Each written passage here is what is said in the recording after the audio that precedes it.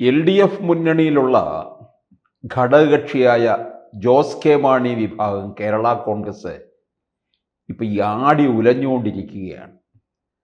കാരണം പലരോടും നേരത്തെ ഒരു മുന്നറിയിപ്പ് കൊടുത്തത് തദ്ദേശ തെരഞ്ഞെടുപ്പ് ഒന്ന് കഴിയട്ടെ, അപ്പോൾ ഏകദേശം ഒരു ചിത്രം ലഭിക്കും ആരായിരിക്കും 26-ൽ അധികാരത്തിൽ വരാൻ പോകുന്നത്, അത് നോക്കിയിട്ടാകാം എന്നുള്ളത്.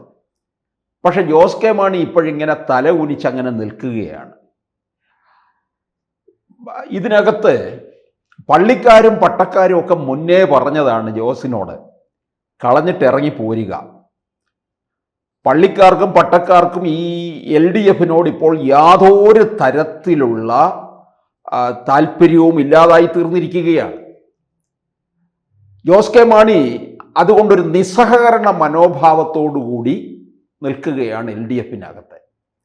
മുമ്പ് ഓർക്കുന്നില്ലേ, മുഖ്യമന്ത്രി ഇവിടെ ഇല്ലാതിരുന്ന അവസരത്തിൽ ജോസ് കെ മാണി ഒരു പ്രസ്താവന പരസ്യമായിട്ടങ്ങ് നടത്തി, ഉടനടി നിയമസഭ വിളിച്ചു കൂട്ടണം, ഈ വന്യജീവി പ്രശ്നത്തെക്കുറിച്ച് ചർച്ച ചെയ്യണം എന്ന്. മുഖ്യമന്ത്രി വിദേശത്തായിരുന്ന സമയത്ത്. മറ്റൊന്ന്, ഇത് മുന്നണിയിൽ ചർച്ച ചെയ്യേണ്ട വിഷയമാണ്, അങ്ങനെ ചർച്ച ചെയ്യാതെ പൊതു ഇടങ്ങളിൽ അത് പ്രസ്താവനയായിട്ട് ഇറക്കുകയാണ് ജോസ് കെ മാണി ചെയ്തത്. അത് വളരെ ബോധപൂർവം കൃത്യതയോടുകൂടി തന്നെ ജോസ് കെ മാണി ചെയ്തതാണെന്ന് ഏവരും അന്ന് വിലയിരുത്തിയതുമാണ്. ഇപ്പോഴിതാ ഈ കഴിഞ്ഞ ഒരു 3-4 ദിവസത്തിന് മുമ്പ് LDFിൻ്റെ യോഗത്തില് കേരള കോൺഗ്രസിൻ്റെ പ്രതിനിധികളായിട്ട് ആരും തന്നെ പങ്കെടുത്തിരുന്നില്ല എന്നുള്ളതാണ്. LDF യോഗത്തിലെ പ്രധാനപ്പെട്ട നേതാക്കന്മാർക്ക് എത്താൻ കഴിഞ്ഞില്ലെങ്കിൽ ആരെയെങ്കിലും അവിടെ എത്തിക്കണം. പെട്ടെന്ന് വിളിച്ചു കൂട്ടിയ യോഗമായതുകൊണ്ട് അവിടെ എത്താൻ കഴിഞ്ഞില്ല എന്നാണ് ഈ ജോസ് കെ മാണിയും സ്റ്റീഫൻ ജോർജും പറയുന്നത്. എന്നാൽ വാസ്തവത്തിൽ അസൗകര്യം കൊണ്ടല്ല അവർ പങ്കെടുക്കാതിരുന്നത്. പങ്കെടുക്കാൻ താല്പര്യം ഉണ്ടായിരുന്നെങ്കിൽ തിരുവനന്തപുരത്തുള്ള ഏതെങ്കിലും ഒരാളെ, കേരള കോൺഗ്രസ് മാണി വിഭാഗത്തിന് തിരുവനന്തപുരത്ത് ആളില്ലാതൊന്നുമില്ലല്ലോ, അവർ കോട്ടയത്ത് മാത്രമല്ലല്ലോ, കേരളം മുഴുവൻ പടർന്ന് പന്തലിച്ച് നിൽക്കുകയാണെന്ന് അവർ തന്നെ അവകാശപ്പെടുന്നുണ്ടല്ലോ. എന്നിട്ട് തിരുവനന്തപുരത്തുള്ള ഒരാളെ അങ്ങോട്ട് അയക്കാൻ കഴിഞ്ഞില്ല. LDF ഭരണത്തിൽ കത്തോലിക്ക സഭയ്ക്കും പാർട്ടി അണികൾക്കും തന്നെ അതൃപ്തി ഉണ്ടെന്നുള്ളതാണ്. കത്തോലിക്ക സഭയ്ക്ക് ഏറെ നാളായിട്ട് അതൃപ്തി നിൽക്കുകയാണ്. 2021 പിണറായി വിജയൻ സർക്കാരിൻ്റെ ഒരു പകുതി കഴിയുമ്പോൾ മുതൽ തന്നെ നമുക്കറിയാം, തദ്ദേശ തെരഞ്ഞെടുപ്പിൽ കോട്ടയത്ത്, ഇടുക്കിയിലും പത്തനംതിട്ടയിലും കേരള കോൺഗ്രസിന് കനത്ത പരാജയമുണ്ടായി. കഴിഞ്ഞ 57 വർഷമായി പാലാ മുനിസിപ്പാലിറ്റിയിൽ ഉണ്ടായിരുന്ന ഭരണം നഷ്ടപ്പെട്ടു. ഇടതുമുന്നണി തുടർന്നു വന്നാൽ 2026 അധികാരത്തിൽ എത്താൻ കഴിയില്ലെന്നും പാർട്ടിക്ക്, അതായത് ജോസ് കെ മാണി അവിടെ തന്നെ തുടർന്നു കഴിഞ്ഞാൽ 2 MLA-മാരെ പോലും കിട്ടുകയില്ലെന്നുമാണ് പൊതുവെയുള്ള ഒരു വിലയിരുത്തൽ. അതുകൊണ്ട് ഇപ്പൊ തന്നെ ശബരിമല സ്വർണം കൊള്ളാം, അതിനകത്ത് പോലും ഇവർക്കൊക്കെ തന്നെ എതിർത്തുണ്ടെന്നുള്ളതാണ്.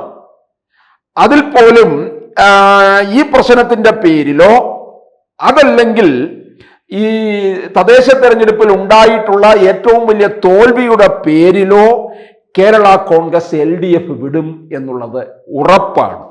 അത് ഏതാണ്ട് ഒരു അടുത്ത മാസം, അതായത് 2026 ഫെബ്രുവരി പകുതിയോടുകൂടി ഇവർ ഇത് വിടുമെന്നുള്ളത് ഉറപ്പായിട്ടുള്ള കാര്യം തന്നെയാണ്. അത് കാരണം അതിൻ്റെ പിന്നാമ്പുറ ചർച്ചകൾ, അണിയറ ചർച്ചകളൊക്കെ തന്നെ നടന്നുകൊണ്ടിരിക്കുകയാണ്. ജോസ് കെ മാണിയെ എവിടെയെങ്കിലും ഒരിടത്ത് കുടിയിരുത്തണം. പാലയിൽ പറ്റത്തില്ല. പാലയിൽ വന്നു കഴിഞ്ഞാൽ അവിടെ മാണി സി കാപ്പൻ നിൽക്കുകയാണ്. കടുത്തുരുത്തി ചെല്ലണ്ട, അവിടെ മോൻസ് ജോസഫ് ഉണ്ട്. ജോസഫ് വിഭാഗം പ്രത്യേകിച്ച് ഇടഞ്ഞു നിൽക്കുകയാണ് ജോസ് കെ മാണി ഇങ്ങോട്ടേക്ക് വരുന്നതിന്. തരാതരം നോക്കി ജയസാധ്യത കണ്ടു കഴിഞ്ഞ് അങ്ങോട്ടും ഇങ്ങോട്ടും ചാടിക്കളിക്കുന്ന ഒരു പാർട്ടിയായിട്ട് ജോസ് കെ മാണി കൂട്ടരും മാറുന്നു എന്നാണ് പറയുന്നത്. അങ്ങനെ അവിടെ മുറുമുറുപ്പ് തുടരുകയാണെന്നുണ്ടെങ്കിൽ ഒരു കാര്യം മനസ്സിലാക്കണം, ജോസ് കെ മാണി ഇല്ലെന്നുണ്ടെങ്കിൽ NDAയിലേക്ക് പോകും, ഒരു രാജ്യസഭാംഗം കൊടുക്കും, ഒരു കേന്ദ്ര സഹമന്ത്രി സ്ഥാനം കിട്ടും. എന്താ കടിക്കുമോ? ജോസ് കെ മാണി ഇതൊക്കെ ആഗ്രഹിക്കുന്ന ആളാണ്. ഒന്നുമല്ലെങ്കിൽ അദ്ദേഹം ഈ ജനിച്ചു വീണ നാൾ മുതൽ ഈ കൊടിവെച്ച കാറ് ഈ കരിങ്ങോഴക്കൽ തറവാടിൻ്റെ മുമ്പിൽ കണ്ടിട്ടുള്ളൂ. കഴിഞ്ഞ ഇടയ്ക്ക് മുതലാണ് ഒരു കൊടിവെച്ച കാറ് അവിടെ കാണാത്തത്. കൊടിവെച്ച കാറുള്ള ഒരാൾ പാർട്ടിയിലെ മന്ത്രിയുമാണ്. പക്ഷെ അദ്ദേഹം അതുവഴി പോകുമ്പോഴാവട്ടെ കരിങ്ങോഴക്കൽ തറവാട്ടിൽ കയറുക പോലും ചെയ്യുന്നില്ല. അതുകൊണ്ട് ജോസ് കെ മാണിക്ക് ഇത്തരത്തിലുള്ള കാര്യങ്ങളൊക്കെ താല്പര്യമുണ്ട്. UDF ഏതെങ്കിലും തരത്തിൽ മുഖം തിരിച്ചു നിൽക്കുകയാണെങ്കിൽ, അവർ പറയുന്നുണ്ട് ഇവിടെ അങ്ങ് പരവതാനി വിരിച്ചിട്ടിരിക്കുകയാണ്, ഗേറ്റ് തുറന്നിട്ടിരിക്കുകയാണ്, ആർക്ക് വേണമെങ്കിലും വരാം എന്ന്. അങ്ങനെ അങ്ങ് കയറി പോകത്തില്ലല്ലോ ജോസ് കെ മാണി. ജോസ് കെ മാണിയുമായിട്ടുള്ള ചർച്ച പുരോഗമിച്ചു വരണം. മുസ്ലിം ലീഗ് അതിനകത്ത് നേതൃത്വം കൊടുക്കുന്നുണ്ട്. കാരണം ലീഗിന് അധികാരത്തിൽ വരാനുള്ള താല്പര്യം വളരെ കൂടുതലാണ്, കോൺഗ്രസിനേക്കാൾ കൂടുതലായിട്ട്. പ്രത്യേകിച്ച് ഇവിടെ BJP ഒരു നിർണായക ശക്തിയായി മാറുമ്പോൾ BJP കുറഞ്ഞതൊരു 20 സീറ്റ് പിടിച്ചു കഴിഞ്ഞാൽ കേരളം ആര് ഭരിക്കണമെന്ന് തീർച്ചപ്പെടുത്തുന്നത് BJP ആയിരിക്കും തീർച്ചപ്പെടുത്തുന്നത്. ആ ഒരു സാഹചര്യത്തിലേക്ക് പോകുമ്പോൾ ഇത്തരത്തിലുള്ള ചില കാര്യങ്ങളിൽ മാറ്റമുണ്ടാകേണ്ടി വരും. അപ്പോൾ ലീഗിന് അവിടെ അധ്വാനം കൂടുതലാണ്. അതുകൊണ്ടാണ് ലീഗ് മുന്നണി വിപുലീകരണത്തിലേക്ക് കടന്നിട്ടുള്ളത്. അപ്പൊ എന്തായാലും UDFനകത്ത് ചേർത്തില്ല എങ്കിൽ ജോസ് കെ മാണി NDAയിൽ ചേർന്നിട്ട് കേന്ദ്ര മന്ത്രിയാകും എന്നുള്ളത് ഉറപ്പാണ്. ഇങ്ങനെ സംഭവിക്കുകയാണെങ്കിൽ, ഒരുപക്ഷെ NDA ചേരുകയാണെന്നുണ്ടെങ്കിൽ കേരള കോൺഗ്രസ് വീണ്ടും പിളരുകയും ചെയ്യും. കേരള കോൺഗ്രസ് ഈ പിളരുക എന്നൊക്കെ പറയുന്നത് വലിയൊരു പുതിയ കാര്യമൊന്നുമല്ല. അവർ പിളർന്ന് ഇങ്ങനെ പൊക്കൊണ്ടിരിക്കുന്നവരാണ്. അത് പിളരാതിരിക്കുമ്പോഴാണ് നമ്മളെയൊക്കെ അത്ഭുതപ്പെടുത്തുകയും അതിശയിപ്പിക്കുകയും ഒക്കെ ചെയ്യുന്നത്.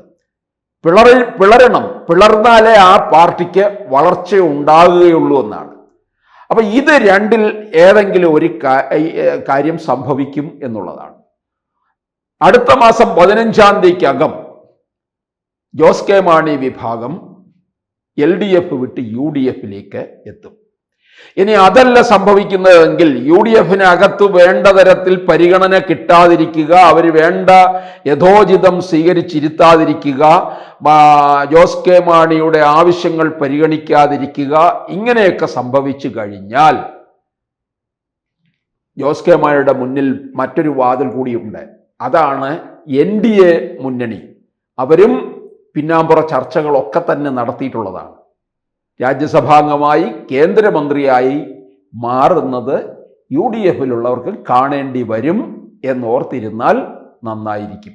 കൂടുതൽ വാർത്തകളും വിശേഷങ്ങളും നിങ്ങളിലേക്ക് എത്താൻ ABC മലയാളം സബ്സ്ക്രൈബ് ചെയ്യുക, ബെൽ ബട്ടണും അമർത്തുക.